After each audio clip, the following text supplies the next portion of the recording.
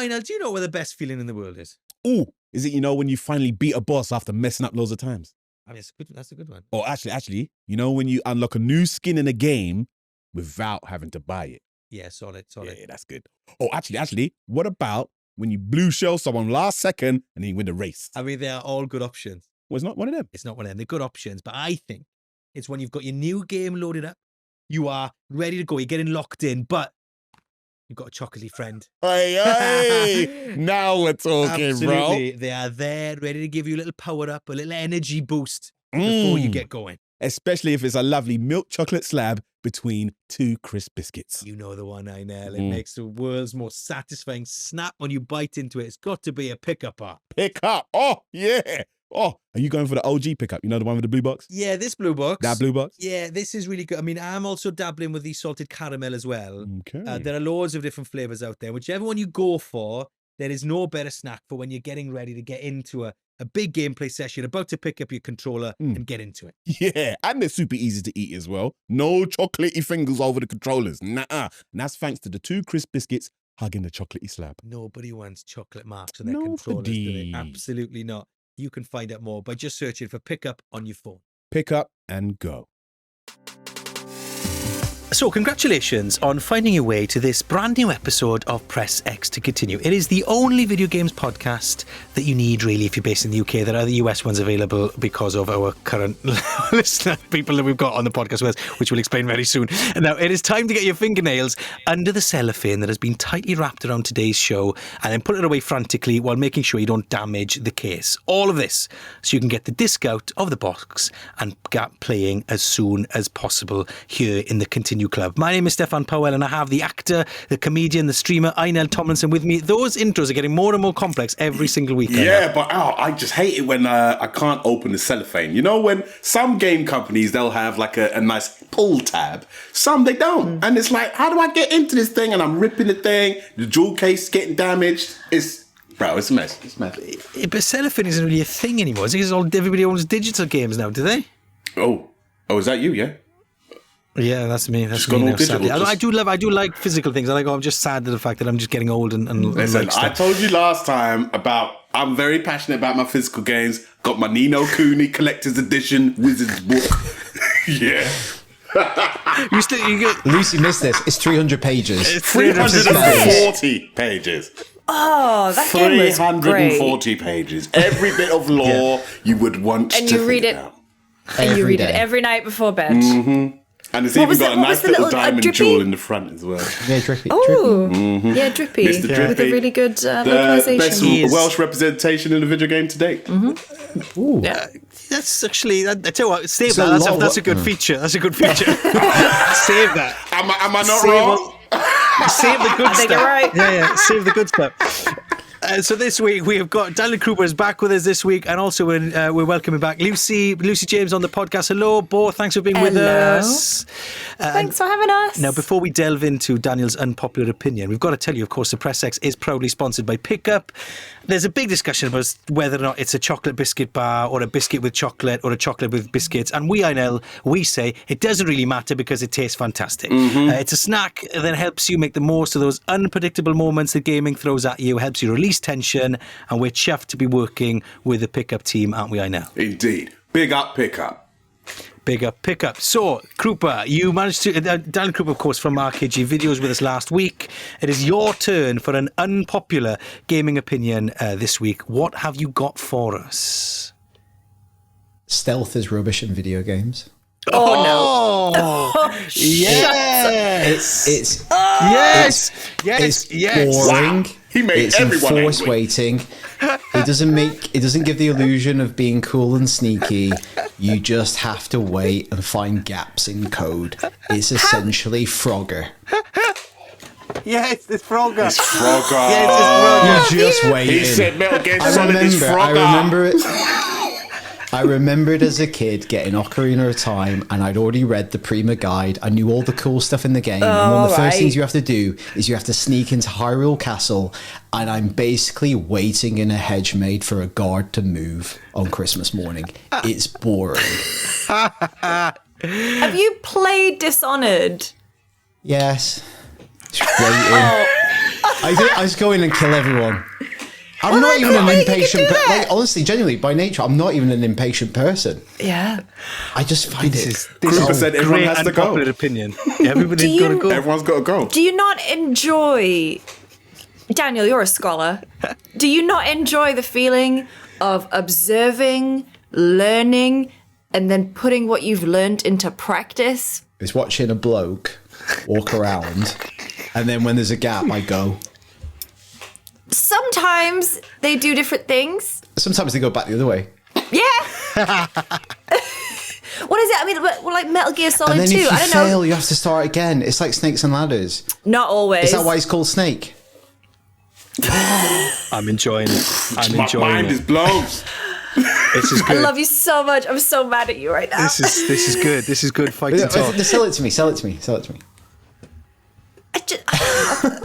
So I just think I'm a naturally cautious person, but I also love the feeling of accomplishment that I get, again, from the learning, from the making a plan, thinking it through, cross-referencing it against what I'm observing with the enemy AI, and then putting it into action. And there is nothing better, and I say this, Dishonored 2 is one of my favorite games of all time. There is nothing better than getting through a whole Dishonored level, ghost clean hands. No one saw me. I didn't hurt anyone. No one heard a noise. No one was alerted. I didn't get that little violin at all because I did it so well. And that for me, it's a sense of accomplishment that I don't think I really get in anything else because there's a sweatiness to it too. I suppose you could maybe liken it to being really good at a first-person shooter, but at the same time in Dishonored, you get magic powers, and in Metal Gear, you've got cool gadgets. Yeah, when you, I didn't exist. I was a ghost. There is something about that. But I take Cooper's that was point when a you're good case. learning, when basically I was playing Metal Gear Solid, the first one.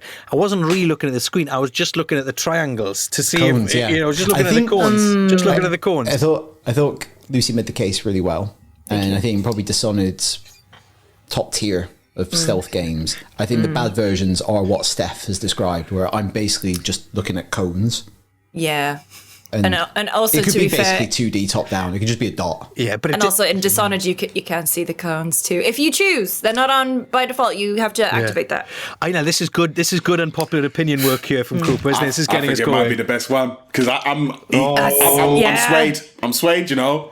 Oh, Cooper's right. I know. It's Frogger, you know. It's Frogger. Yeah, he's right, you know. Trash. We're All just these playing games. Frogger. We're just Get playing it on a Frogger. shirt. Get it on a shirt. It's just Frogger. It's just Frogger. It's just Frogger. They've reskinned it. It's just Frogger. It's 3D They've Frogger. reskinned it, you Frogger fool. reskinned. Make a bumper sticker. There's just Solid Snake in it. Says, "I'd rather be playing Frogger." Oh, this is fantastic. Lucy, I didn't actually... Kiefer Sutherland is Frogger. It's Frogger. I didn't... Lucy, I didn't properly introduce because we got all very excited Fine. at the start there, didn't we? So sorry, Lucy James is with us, of course, if you don't know Lucy. She's part of the Hiya. Press X podcast universe, journalist, presenter, also got a podcast, Friends Per Second, that you should check out and have a listen to. Now, we have got... this is jazzy this week, okay? This is new. This could go badly wrong, or it might not. More unpopular opinions coming in from the Discord and on our TikTok and on Instagram as well. Also from within the Press X to Continue team. So this is our social media wizard, stroke goblin. It's Owen, and he's saying this. My unpopular opinion is that Halo doesn't feel fun to play in combat because the reticule is a giant circle.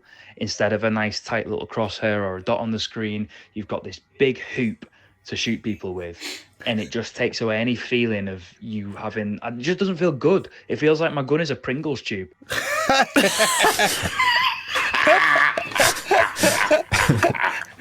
I mean, I see where he's coming from. I see where he's coming from. The shotgun, especially. I see where he's coming from. But the one of them has got like a dot within the circle, isn't it? The BR kind of. Yeah, the battle rifle, yeah. Yeah, The battle rifle, yeah, that has got a little dot in there, but I kind of see where you're coming from. Lucy, what do you think?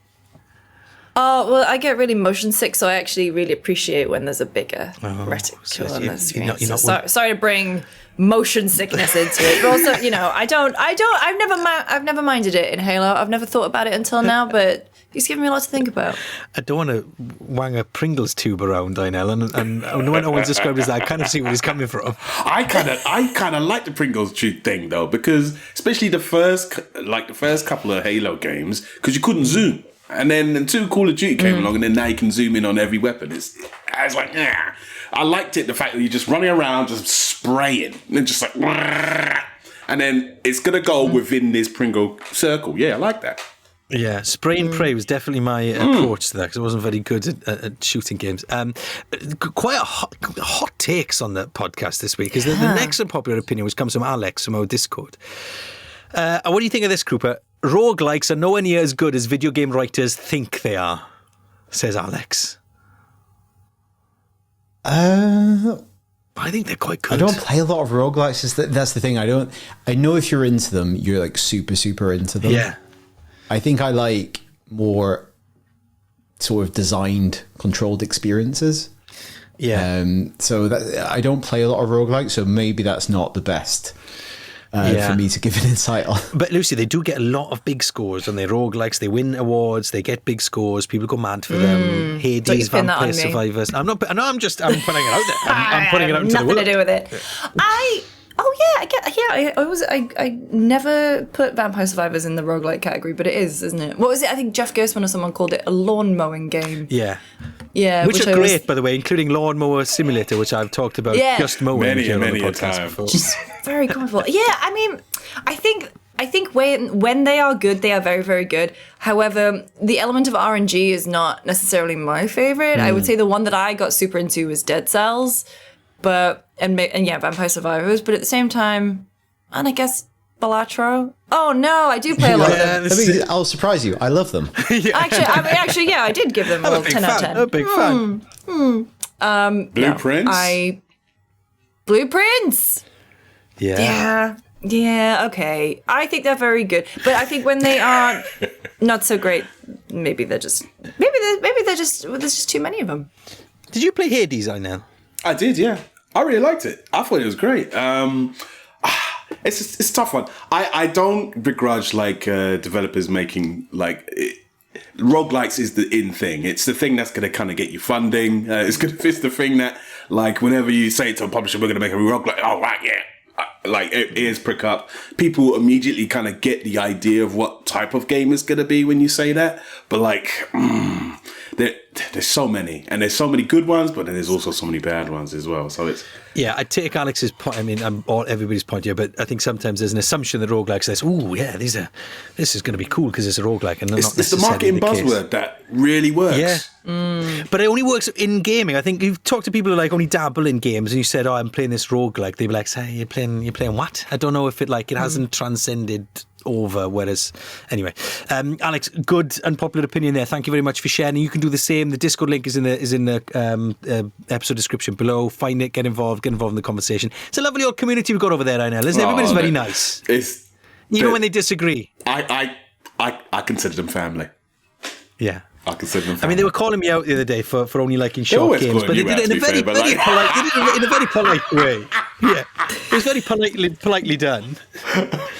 And look, just because I win the Discord Mario Kart races, it doesn't mean that people have got to come for me. We had one Discord battle of Mario Kart. It doesn't mean people have got to come for me, you know? Listen, we all won that day. Did we? Because I kind of only remember one winner, if I'm being honest with you. But anyway, let's not dwell on that. Okay, let's get into some trivia then to get our juices flowing. So if you'd like to test us on the podcast, what you've got to do, you get into the Discord. There is a secret channel in the Discord where you can suggest a trivia question. Our production team will turn it into a lovely trivia question, then we will try to answer here on the podcast. Krupa, you were with us last week. You didn't manage to get it right. Lucy, you've got a 50% record so far, 1 out of 2, so that's pretty good going. I like those odds. Yeah, that's pretty good. Einel, you're at 26.7%, and I am down at 20.9%. In our defence, we've had 30 questions to answer, that's fair. And they're hard. Usually they are hard. They're tricky. So look, you can get involved. We can't see the questions. We're not allowed to see them beforehand. Secret Discord channel, yeah. It's a secret Discord channel, which I don't like, frankly, but here we are. So look, you can do that. Just get involved on the Discord. Who wants to be We are continuing. So the question is this week: what links the game SimCity? What links SimCity to Greenland in the 18th century? What is the link between the game SimCity and Greenland in the 18th century? I have absolutely I have no idea. I don't even know where to begin to try and answer that. And as a Sims fan, that's oof. What would link 18th century Greenland and SimCity? Was Will Wright we like a are. history buff or something? We are stumped here. Great question. An amazing question. I feel like it's got something to do with. No, I don't know. Mine's blank. So SimCity, obviously, it's a building game. Is the map the same shape? Oh, that's stupid. That's No, that's a well, I stupid mean, idea. it could be like the initial The first map thing, that you yes. build on. Are we talking but then about- why would it be 1800s? Why What's not? changed in that period of Yeah. time? Are we talking about Well, SimCity one the of the- franchise someone used to or like a own- particular game in the SimCity? Just says the game SimCity, the franchise. the first the one. Oh, the franchise. Who owns SimCity? Maxis. Off the Did they- top, did off the they top own- of her head. It's- Look at that. it's- Did they Will- own Will Greenland Wright- Right, in the yeah. 1800s? Is it 18th century or 19th century? I don't know, it makes a difference. 18th century. Ah, yeah, I know if it's 18th 19th. Yeah, it's 19th. Yeah, what does the word Maxis mean? Where's that from? Latin? I'm not sure, but they no longer exist. Is it? Is it? I don't know.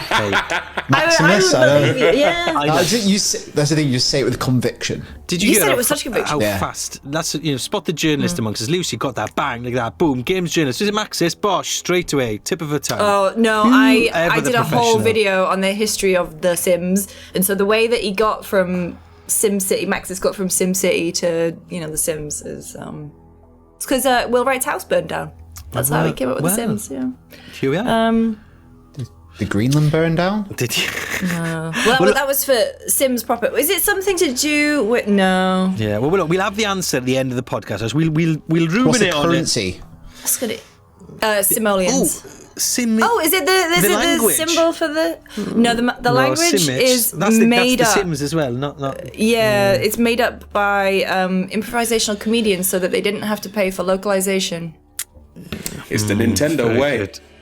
Yeah. Okay. Well, look, we'll come to that. It stumped us. So whoever put that question in the Discord, bravo, well done. Yeah. Amazing The question. answer will come up at the end of the show. Right. So we start off by talking about places in games, because this amazing story that we obviously had to talk about on this podcast came out of Helldivers 2 recently, because they've stuck a new city in the game.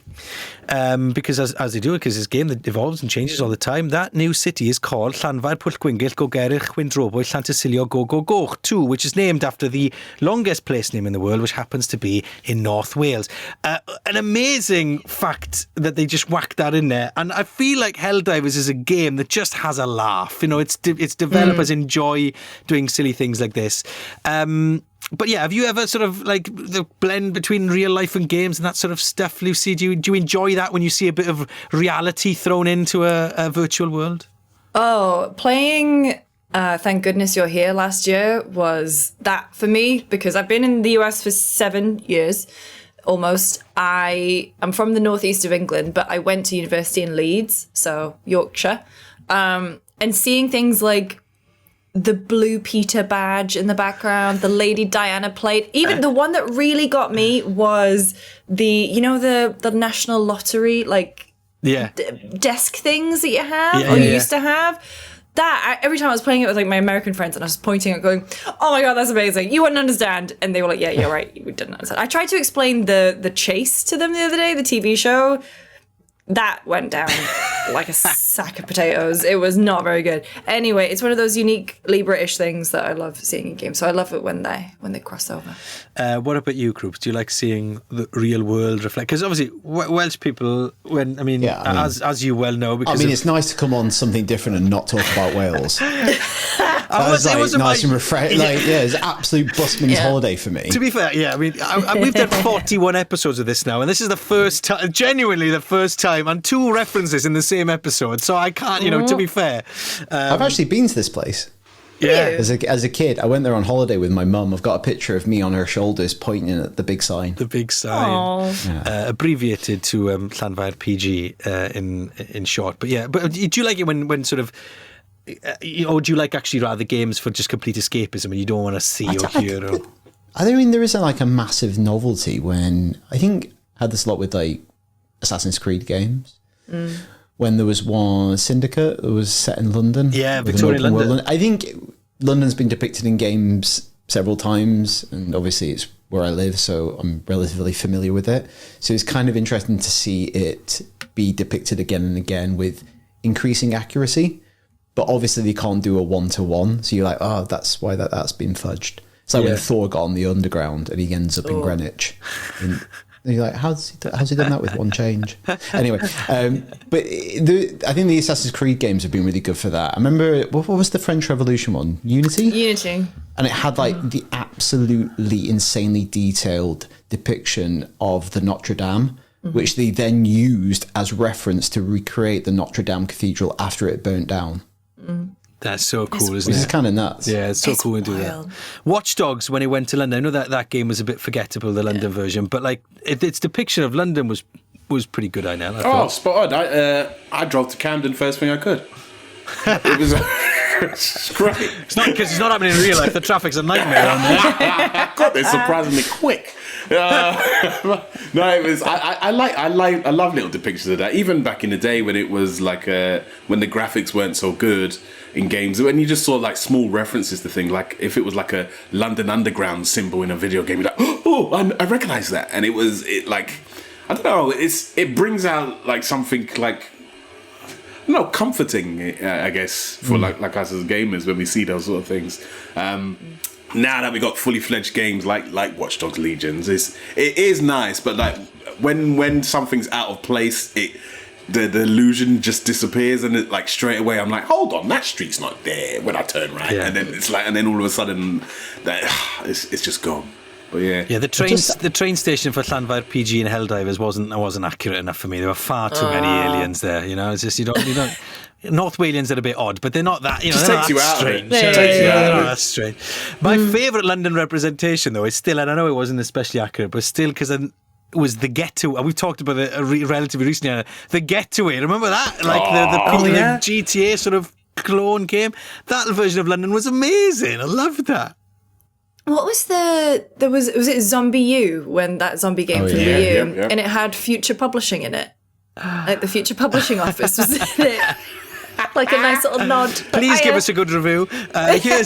Here's your office in the game. Yeah. Well, look, let us know what real life locations would you like to go to in video games. Get involved in the Discord, find us on social media, get sharing. And if anybody happens to be listening who knows anybody from Helldivers, just give them a massive bravo, because that was so fun and so cool. When I saw that, I was like, oh my goodness, look at that. So yeah, thank you very much for that. Right.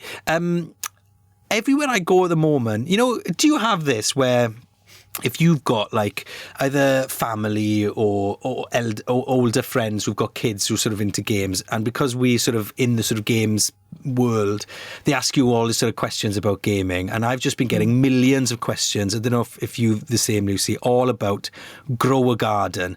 If I've had £1 for every time an adult has asked me about their kid playing grow a garden, my head's going to explode. So it's the biggest game within the Roblox platform at the moment, and everybody's sort of it's become huge overnight, worth billions of pounds.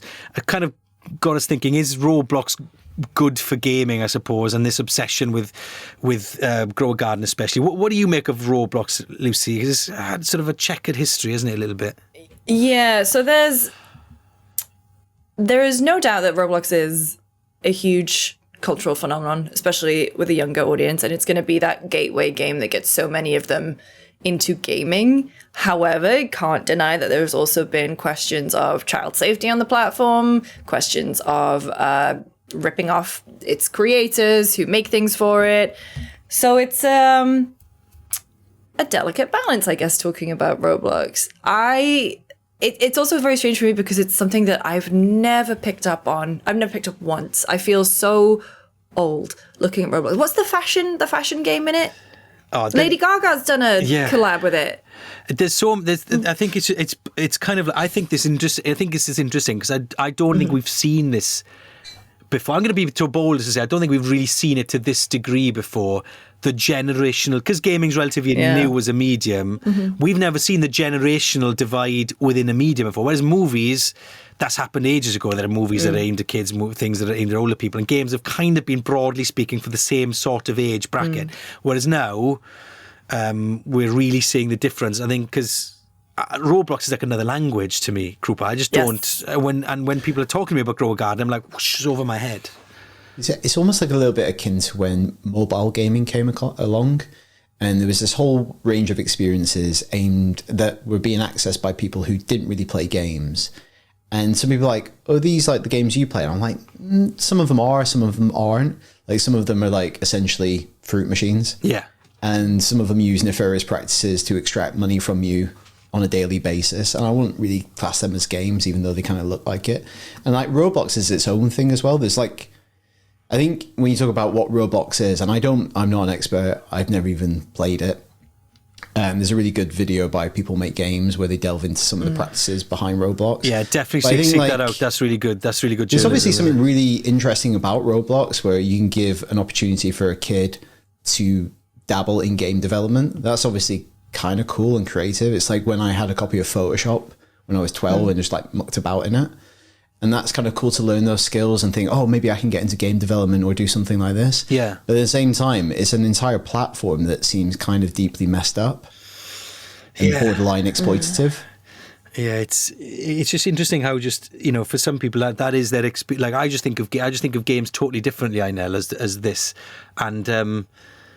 and yes, it's almost like Lucy and Krupa saying, it's almost more than a game, isn't it? It is obviously clearly a platform, but it's more than, it's like its own ecosystem, I suppose. Yeah, it's a metaverse, it's absolutely huge. I know a few people that work within the community safety realm of like the Roblox, and I don't admire the stuff that they have to do because it's huge. And we've had like platforms similar to this in the past, like there was Habbo Hotel, if you remember that Club Penguin, and like there was those kind of things when we were kind of growing up, where it was kind of there for like young people to kind of get involved, create small little things. But this is its own beast, as you say. I think because it's so easily monetizable and it's so exploitative at the same time, that's where the difficulty comes in, because so many people making so much money from it.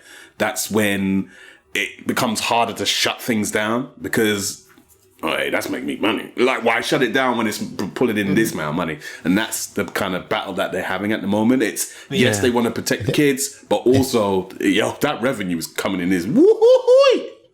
I think there's a phrase in the People Make Games video where if this wasn't online, it would be illegal.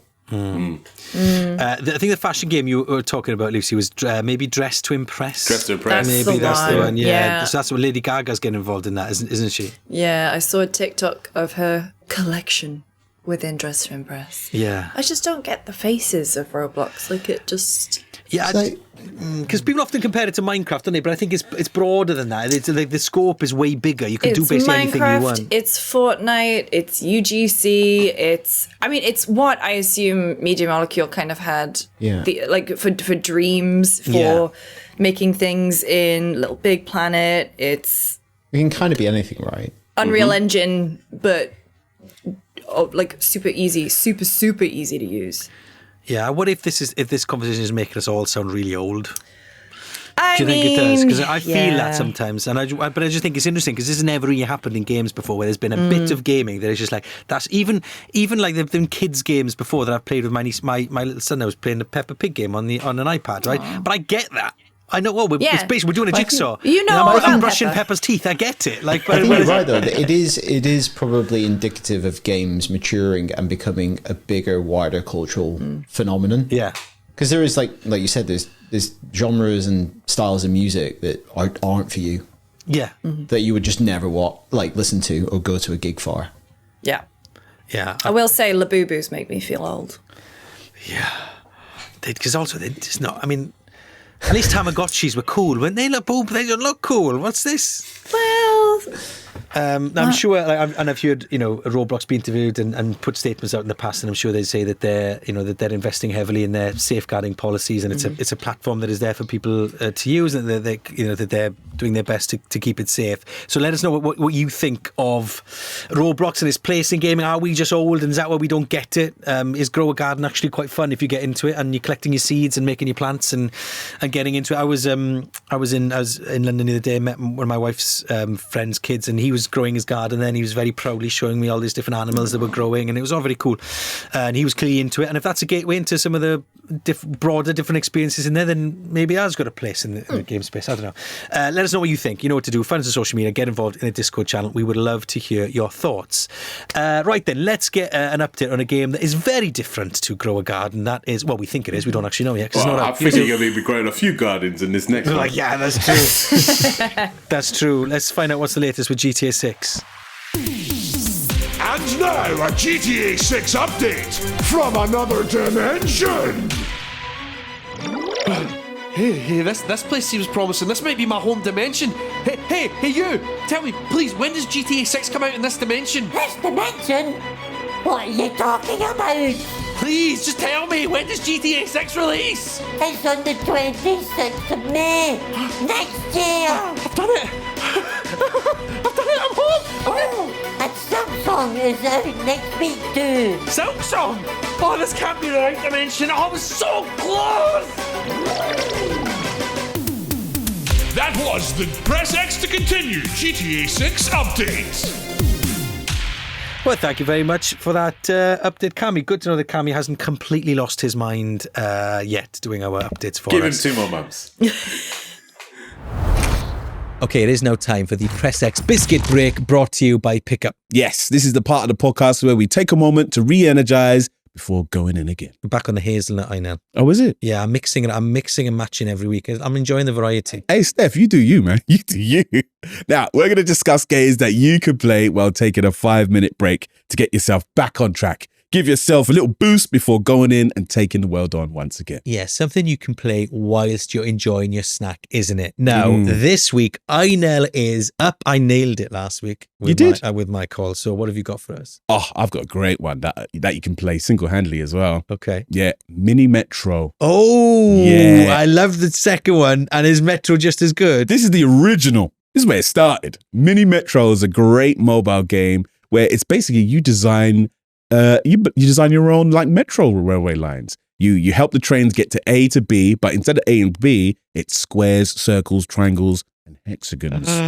Indeed. Yeah. It's such a fun game. It's really addictive as well because when you hit certain milestones after a certain week, you get carriages or choices of extra carriages or extra stations. And you're like, oh, where do I need to put them? And it's game over if there's too many passengers waiting for a train for too long. Yeah, I do find those quite stressful when it's getting close to the end. It can be, yeah. But what I do like about it is there's like leaderboards and high scores that change, and there's daily challenges and weekly challenges as well. Very good choice. A lovely way to rebalance yourself and get excited by designing underground train systems. Fantastic. And you challenging me about choosing a game about lawn mowing. Listen, it's the nerds are coming out. Well, look, that was the Press X Biscuit Break brought to you by Pickup. And let us know what you think we should choose for a Biscuit Break. And where can people do that, I know? They can do that in the Discord. Okay, Lucy, shall we have a little review then? Tell us what you have been you know what? When I saw that you were reviewing this game, I was chuffed because I saw the trailer. I'm super intrigued by it. But it's been a lot going on. And so I haven't had a chance to dig into it. So I don't know much about it. So please tell us more about Dead Take, please. Well, to get this review to be really intriguing for you, it's a short game. I did it in 3.5, maybe 4 hours. Oh, yes. Short game, everyone. Now we're talking short game alert. Come on. Yeah. Short game alert. So Dead Take is a game from Surgeon Studios. They released Tales of Kenzera Zhao in 2024. And they very, very quickly spun this idea up. And it is essentially kind of a haunted house escape room, I think is more apt to say, where you play an actor and you are looking for your friend who is another actor, and he has gone to the Hollywood mansion of some big shot producer, and that's where things start to go wrong. This guy is this exec guy. He is venerated, but he's also an auteur, and when you're walking around, there's a little bit of Resident Evil to it, especially because at some points you're finding the shield key to unlock the shield door, and various parts of the house are locked off to you until you complete puzzles and get and find the keys to get through. The thing that I really love about this game is, first of all, use of FMV. So 2 main actors in it are Neil Newbon, Ben Starr, a lot of Pierce is in it, Jane Perry, Matt Mercer, Sam Lake is in it. They have this FMV because obviously it's all about acting. And so what you do is you go into a screening room, and occasionally throughout the game you'll find tapes. And what you do is you play them in the screening room, and you kind of get a little backstory on what the role is, why these people are so invested in becoming actors. And then what you can do is splice some of those tapes together, and you get a new video, which is the spooky bit and provides more context. And it's great. Oh, very good. So who is this game for then? Who do you think is going to enjoy this, Lucy? Oh, I think if you like a horror, I wouldn't say it goes too heavy on jump scares or anything. It's certainly more psychological horror. There is one jump scare in particular that got me quite a bit. I was at home alone playing it with the lights off. And I like to think I'm pretty desensitized to horror. I was playing a bit of Chronos at a preview, and I was walking around and I was like, I feel tense, this is good, but I can also tell where every single scare is going to come up. I did not see this one coming, so kudos to Surgeon Studios for that one. So Krupa, you're a horror guy. You like this sort of stuff. Have you been intrigued by what you've seen? Sounds great. Like Lucy, I am also desensitized.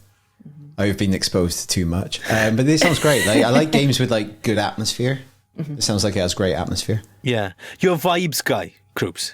That's how I always describe myself. This is a very vibes-based game, especially when the actors start talking about how much how hungry they are for roles, how much they desire them, and it's just. So is there the mystery element, right? The mystery is where the guy is gone.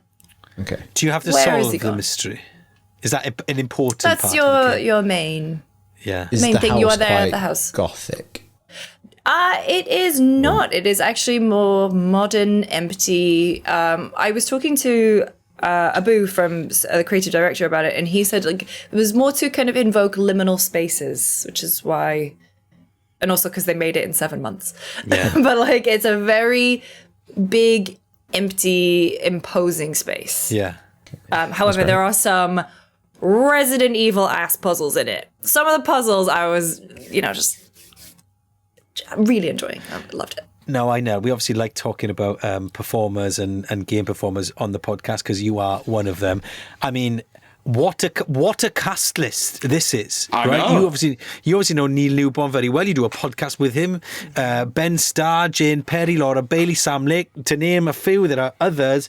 This is a roll call of like actors in the gaming space, isn't it? Sort of, I kind of like it as like, you don't get sort of like ensemble casts in gaming, really. You do get it in Hollywood. When you do like an Ocean's 11 or whatever, and they just get all the fun people in Hollywood and whack them in a film. Just go and just have fun, because if you're having fun, the audience will have fun. It feels like this in the gaming world for me. I think they're trying to do that a bit more. I know like Neil's been pretty good at trying to spear like the pixel pack. A bunch of actors have been working within the game industry for a long time, and it's about time people kind of recognize like the fantastic work that they do. This is like a showcase for it, really. Like can't go wrong with like Neil and Ben. I guess the two biggest names to come out the UK in the last few years in terms of video game hype and popularity.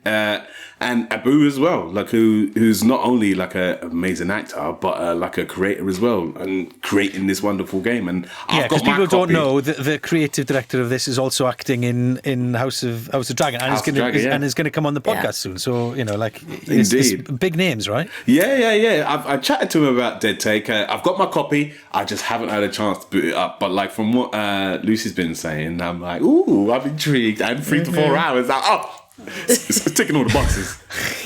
You know, you're getting to a certain age when I get criticised for this when I'm like, oh yeah, 3 to 4 hours. Come on, come to daddy. So where do you play in this, Lucy? You're playing it on your console, you play it on your PC, you play it on your phone. Where are you playing it? I think it's just PC at the moment. I think it's Steam and Epic Games Store. Yeah. So it's Metacritic score of 77, but like you said, this is for a very specific audience, I reckon. So it might not score highly because if you're not into this sort of FMV stuff, then you might not be interested. Yeah, I wonder. I mean, I think as well, I think at the beginning there's a bunch of backtracking, which might be a little bit, it might turn you off a little bit. But when you start to get to know the house and you start to, I think when there are certain moments where the story just immediately grabs you, and then I'm one of those weirdos. I was like, oh, I need to find every single thing. I need to do every single splicing thing in the projection room, and so I got very, very into it. Yeah, it was a good weekend for me. Can we also applaud FMV's making a resurgence, man? Yeah. I'm loving it. I know Wales Interactive have been really good at like spearheading that, but like boy, every year all the top games that are coming out have got FMV. I'm like, yeah. Bring it back. So back. Bring it back. What is it? Why? What is it about FMV that you love so much then, Inel? I know Do you know what? It kind of like died a death after the 90s. Like in the 90s, like all the cutscenes. Like you remember Command and Conquer? All the cutscenes were like FMV. Wing Commander. Yeah, Wing Commander. All of those games. And then after when 3D came in, everyone was like, "Wow, we don't need that."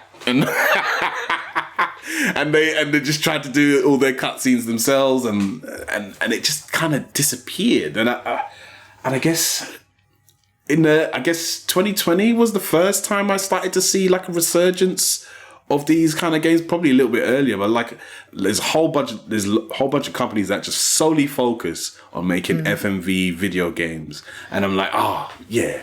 I like that because there's an audience out there for it and people really enjoy them, and they're not too expensive to make and they're not too pricey in terms of to buy. Yeah. It's a win. Yeah, this one's 11 quid, isn't it? Just to push back slightly, are you just saying that because you're after more jobs? Is that where you're coming this from? I don't want to be in Dead Take 2. It's all good. I think it'd be your first name on the list. But look, if you've played Dead Take as well, if you're excited about it, if you're enjoying the FMV resurgence, if you like seeing actors in your cutscenes, not just CGI, let us know. You know what to do. Find us on social media or get involved in the Discord as well. Right, okay, so we've got a new feature, Lucy, since you were on with us last, which is the big question from today's show. So producer David and social media wizard stroke goblin Owen have been listening to what we've been talking about, and I've come up with a question for us all based on what we've been chatting about. And because I'm not used to it, so I'm a bit nervous about this. It's called the big question, and the question for us this week is: what obscure place from your childhood needs to be given a sequel version as a sci-fi empire or a fantasy realm, just like we've seen in Helldiver? So what obscure place or area from your childhood needs to be turned into a sci-fi empire or a fantasy realm? Well, I will go first because I think I've got an answer. I would love to see Ammanford Rugby Club turned into a space shuttle form, floating around the world, finding planets and stuff. Because I think the juxtaposition between the old fellas at the bar and the smell of deep heat in the changing room would go quite nicely alongside the rings of Jupiter. Yeah. I'll go next. Mine, there was an after school club that we used to go to, and behind the after school club was like these huge bushes that led to a field. And there was giant sort of wasps nests that were in there, and whenever people would go in, they would get destroyed by the wasps, and they'd come out like injured like crazy. I feel like it needs to be some sort of portal to another world, because that's how it felt. Whenever people would go in there, they'd go in and then they come out battered. Yeah, very nice. Any thoughts, Krup? This is a weird thing to describe. I grew up in Blackburn, and in the Morrisons, before you go to the bus station, above the doorway, there was a giant mechanical lion. It was an automaton. And it was next to a clock, and it was in a jungle scene with various marionettes. And on the hour, it would come to life and scream. What? And this is not... What? I've been told the Morrisons, it doesn't exist. I don't understand who built it and why it exists. It's gigantic. And it's still there to this day. Every hour on the hour. And I think about it like semi-regularly, going, why does that exist? Who commissioned that? How did they afford it? You've got to find out. You've got to find out. Next If time you you're back, grew up in that area, you'll know what I'm referring to. It's just weird. I remember being as a child watching it strike the hour and this lion come to life on this like jungle planet. It's gigantic. That is mad. Why does it exist? Wait, like, can you actually genuinely find out? Next time you have to come back on and tell us all about Please. it. Sounds great. Lucy, any thoughts? What would you like to be turned into a sci-fi or fantasy realm?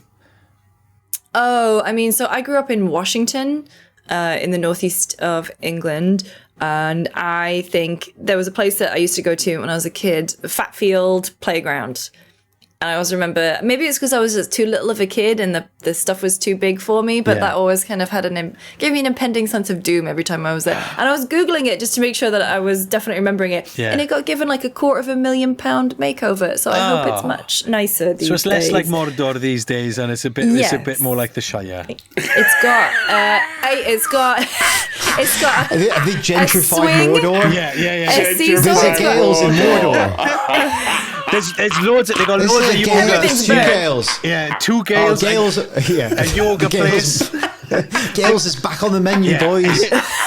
They've got reformer Pilates in Mordor these days. Hey, they've got a zip wire. Oh yeah, well, We've got a zip wire now, so Rook High with a apron on. And an almond croissant. Very good. Thank you very much, Owen and David, for coming up and putting us on the spot. Can I get a T-shirt with that with that quote from Krupa there as well? Gales is back on the menu. It's 2 T-shirts. That and Frogger. I've done 2 T-shirts in one podcast. You have been on fire today. Well, bravo. I need to work on this merch Gales shop. is back on the menu. Gales is back on the menu. It's just Frogger. It's just Frogger, lads. It's just Frogger. This is fantastic. It's Frogger with new graphics, lads. Fancy Frogger. Very good. And so I wouldn't like to visit any of those places, which is great. So let's get the answer to the trivia question then. What links SimCity to Greenland in the 18th century? Have we had any? So I'm going to say that I think this is going to be wrong, but it's the only thing I've got, is the starter map on because there's all different. This is a good guess, though. No, it could I be think the it's a shape. very It's the good shape guess. of Greenland or Has something it like changed a little bit because some ice has melted? So it is based on the 18th century one. That's why. Because the 18th century it's very specific. Yeah, that is true. I reckon that's a good shout. Okay, I've gone with that. Lucy, anything? I know. Oh, I reckon. I can't remember playing the first Sims, but is it some sort of thing where there was something wrong with the sewage system and they got some ye olde disease that they got in Greenland in the 18th century or something? Okay, all right. That's good. That's good. Some sort of Black Plague thing. Some. I can't remember if people could get sick in that game. Greenland 18th century plague. My idea would be, because in The Sims at least, I never played SimCity that much. Like, they would have names, they would have families like Belagoth and the Newbie family and whatever. Yeah. Maybe it's like some of the names were taken from people in 18th century Greenland. Okay. Good shout. Ooh. Are you changing your mind, I know? Because I'm not piggybacking. Okay, very good, very good. I'm not piggybacking. Well, the answer, you'll be sad to learn that not a single one of us has got it right. Funny that. Didn't get anywhere, none of us got anywhere near it. Did you actually guess, Krupa? No, I just added to yours saying some ice had melted. Okay, well, do you want to guess before I give the answer away? They were both owned by Denmark. Okay. Wait. Broderbund was the original publisher. Is it something to do with Broderbund? Because like Greenland has been owned by like a Scandi country in the past. Yeah. So you're going for ownership of the game. Cool. That's still wrong. Yeah. So wrong. I thought we got it live. You just shattered their hopes there, man. Lucy got so excited. We got it. We did it. The answer. That's a beautiful moment. Yeah, sorry. The answer is colour codes. So in SimCity, zones of the city you build are colour-coded: green for residential, blue for commercial, yellow for industrial.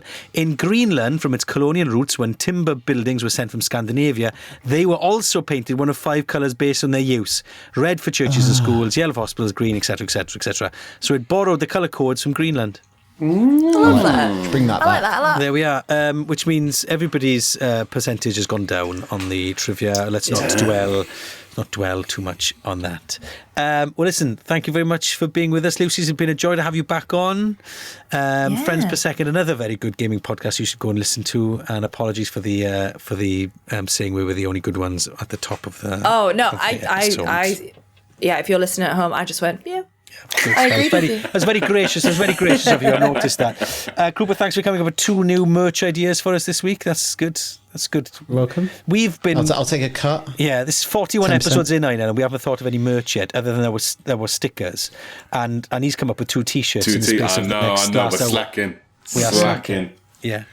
Right, that is it for this episode of Press X to Continue. Don't forget to get involved by finding us Press X Pod on TikTok, Press X Podcast on Instagram, and you can find us on Discord as well. The link to the server is in the description below. So until next week, thank you very much, everybody. See you soon. Girls is back on the menu, boys.